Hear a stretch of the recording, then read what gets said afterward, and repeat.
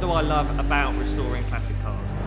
I think the main thing that I love about it is the challenge that they provide.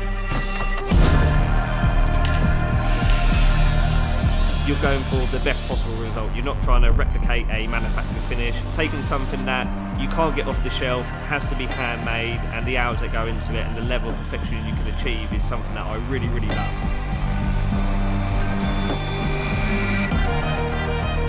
I think one of the other big things I love about classic cars is the shape of them. They're so much more unique and bizarre. There's just so much character to classic cars.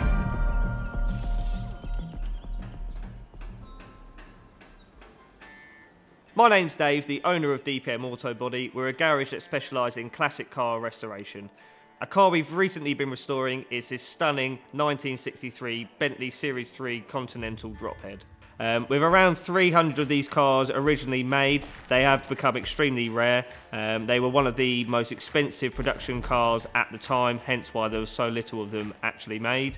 Being an exclusively coach-built vehicle, they are not the easiest to work on. In the addition of Bentley's over-engineering, they certainly are without a doubt a testing vehicle to restore. The car is in with us for a full exterior restoration, including a new tailor-made hood and headlining, as well as recolonising the interior and rechroming all the bumpers as well on it. The first steps we do with all of our restoration is to strip and itemise all the external trim, noting what can be restored and what needs to be replaced. We then move on to removing all the old previous paint. Normally we would go down the route of soda blasting the vehicle, but as this is just an external restoration and the engine and all the running gear aren't being removed, we've decided to go with the route of paint stripping it. As we go through this process, you can see the amount of previous paint jobs this car's had in the various different colours. This stage is so important with any high-end restoration because you want to go straight back to the roots of the vehicle, ensuring that all the metalwork is up to standard and all the repairs are carried out to a high standard, and then we can go through the correct procedures of corrosion proofing all that metal for a long-lasting restoration. Once this is completed, we can evaluate the condition of the metalwork on the car. Unfortunately, with this car, once all the paint was removed, you can see there's a lot of poor previous repair attempts on it. So we have to go through the stages of evaluating what panels can be replaced, what ones that will need reworking. The key to any high-end restoration is to ensure a flush panel fitment and ensure that we've got consistent panel gaps around it, which unfortunately this car does not have. Unlike your modern cars and even some of the more popular classic cars, repair panels aren't available for this car. So normally where you would have damage, say, to the lower of a rear quarter panel, you can normally buy a replacement repair section for this. Unfortunately for this car, nothing is available in that sort of stage unless it is manufactured from scratch by Bentley, which of course is not the route we were going for. So all the panels have to be made in-house by hand for this vehicle. We ended up fabricating both front and rear lower quarter panel sections for this, both inner and outer sill sections, some minor repairs to the front wings. There were repairs to the rear panel on it, the A-pillar, windscreen surround post, as well as the reinforcement bars behind the front wings. These consisted of around about 14 pieces of separate metal. Again, Bentley's very over-engineered design.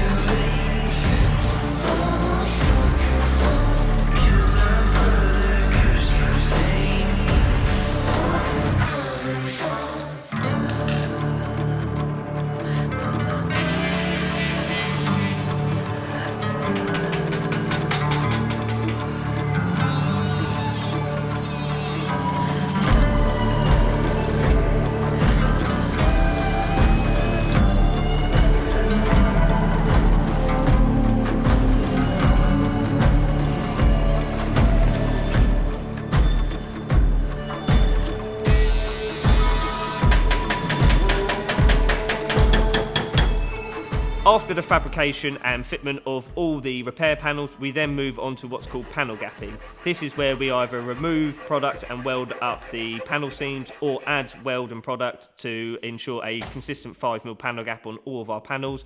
These stages of the metalwork are so important, especially panel gap fitment, because when you move on to doing all your filler leveling and then the other priming stages, you want a nice foundation of metalwork to be able to go over, and always want a consistent metal finish panel gap. After the metalwork stages, we then move on to the first priming stage. The product that we put on here is an epoxy primer. This is a non-corrosive, non-porous primer. This again is so important because it's protecting that metal right from the get-go to ensure that it has maximum corrosion protection. After the epoxy primer is applied, we then move on to what's called filler leveling. Filler leveling is where the car is skimmed edge to edge in filler and then blocked into shape to ensure a true flat finish. Realistically, with most classic cars, this is the only way to achieve a truly flat panel finish. You can see once the car is all blocked in that there is very minimal filler left on the car, but it just helps to ensure that all those repairs and all those panels are dead flat. This stage can typically take around 200 to 250 hours of labour, especially on a car this big, nearly 19 foot long. This thing is ginormous. Once filler leveling is complete, we then move on to the second priming stage. The first thing we do is get the car into the booth. It gets baked at around 60 degrees for around about half an hour to ensure there is no moisture trapped into any of the filler. It then gets thoroughly degreased and then goes into what's called a polyester spray filler. Polyester spray filler is a thick sprayable filler.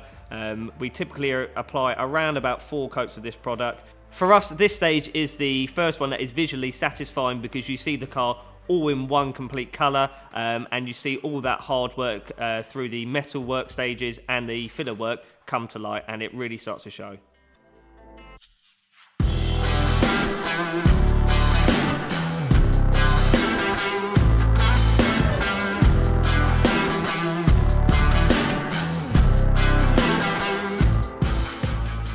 The car is then guide coated after the primer process. This is used so it will show up any low spots or imperfections to the panel as we are going through this stage. We also use tape to mask up to the swage lines on panels. This is an important stage because it ensures you get all those panel lines nice and crisp, because panel lines that aren't done crisp during this stage will then get lost with the amount of product applied to the car and ruin the overall appearance.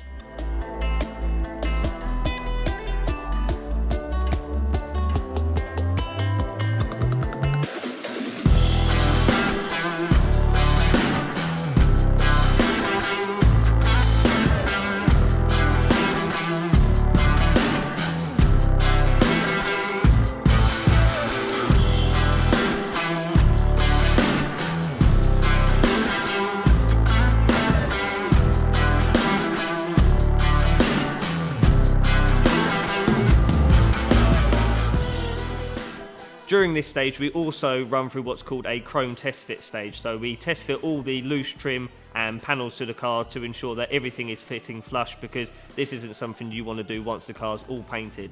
Fitting up classic cars and all trims like this is a very tedious job. There's no guides or tutorials online for this. It is a very long process and requires a lot of skill and patience to ensure that everything is fitting up nice and flush. And unfortunately, we do soon realise nothing on this job has been simple so far.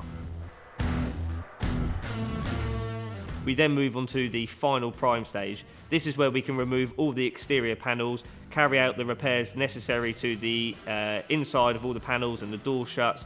The car and panels are then coated in what's called a Isolator epoxy primer. This is a product we use to seal all the previous products that we put on the car to ensure that there's no movement or shrinkage from them. We then apply 4 coats of a high build primer. This is a slightly thinner product than the previous primers we've used, so it just gives us a little bit of a build and a foundation to ensure that on the final prep before paint, the panels are nice, flush and flat, ready for that top coat.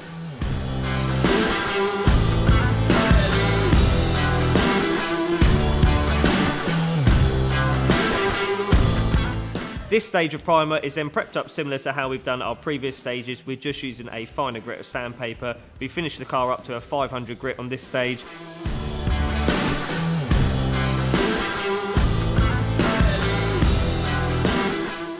We then go through and do one final test fit of all the panels to ensure we have got a consistent panel gap, and then we run through what's called a panel wipe test. This is where the panels are wiped over with panel wipe. This gives the wet lacquered look of what a finished panel would look like. We can then ensure that there are no ripples or imperfections in the panels and then address them prior to paint if needed.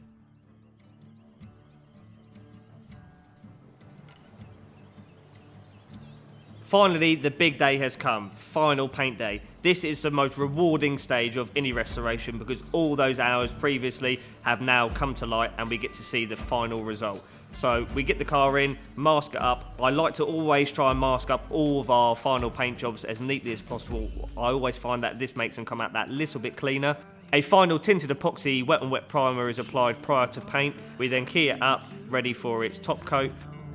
The car is then based with 4 coats of colour, followed by 5 coats of lacquer. This then gives us a nice foundation to be able to flat and polish back because we aren't done sanding yet.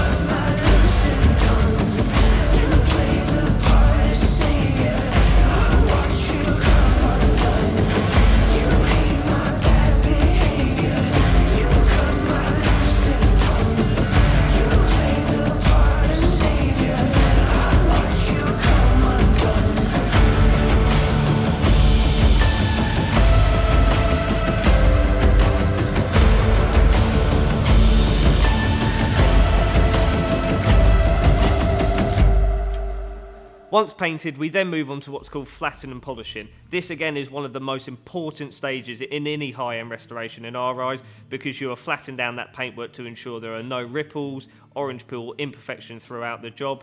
We will typically spend around about 100 hours when doing this. We go through around about 5 grits of different sandpaper, finishing up in a 3000 grit before polishing. This is then carried out to the shell and all the panels of the vehicle.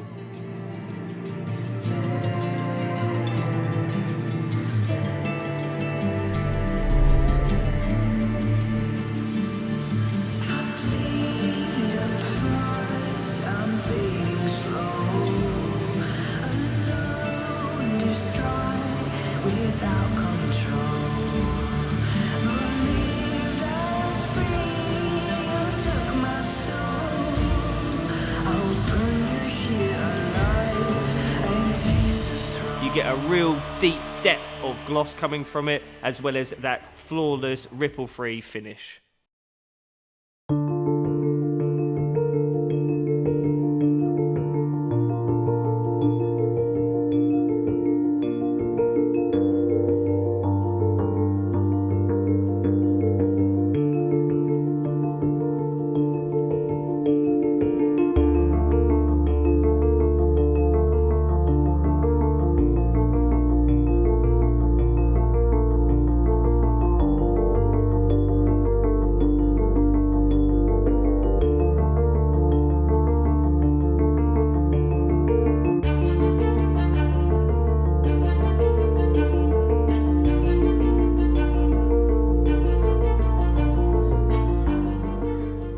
Once the car was fitted up our end, it was then sent to our close associates, SM Trimming, one of the best in their game, specialising in only high-end classic cars. At SM Trimming, it was having its new tailor-made hood and headlining fitted.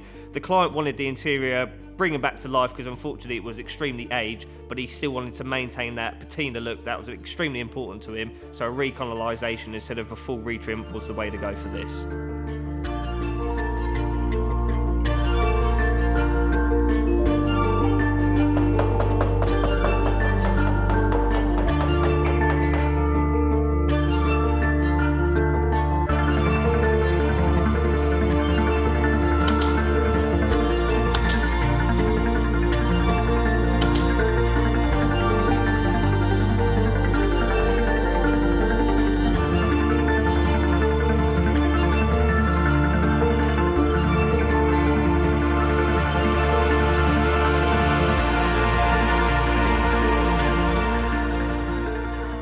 This job has definitely been one of the biggest ones that we have carried out here. It's certainly tested us at times. These cars are renowned for being extremely difficult to restore with being coach built, but with the help of my amazing team, this is definitely one that we are proud to put our name to.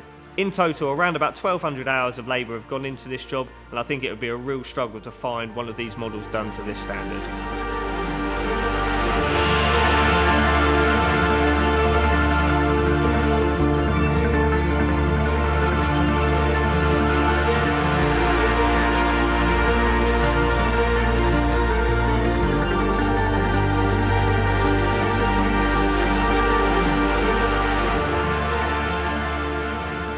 I have to say a huge thank you to my amazing team here. A lot of love and a lot of hours have gone into this job.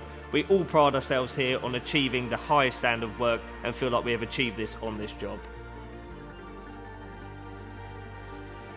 I've also got to say a big thanks to the team at SM Trimming. They did an amazing job on doing the hood and headlining. Also Frank at Barker Restorations for doing such a great job on the interior. It has again brought that interior really back to life. And finally to Jeff at Taylor Automotive, who carried out a last minute brake overhaul for us while it was at SM Trimming.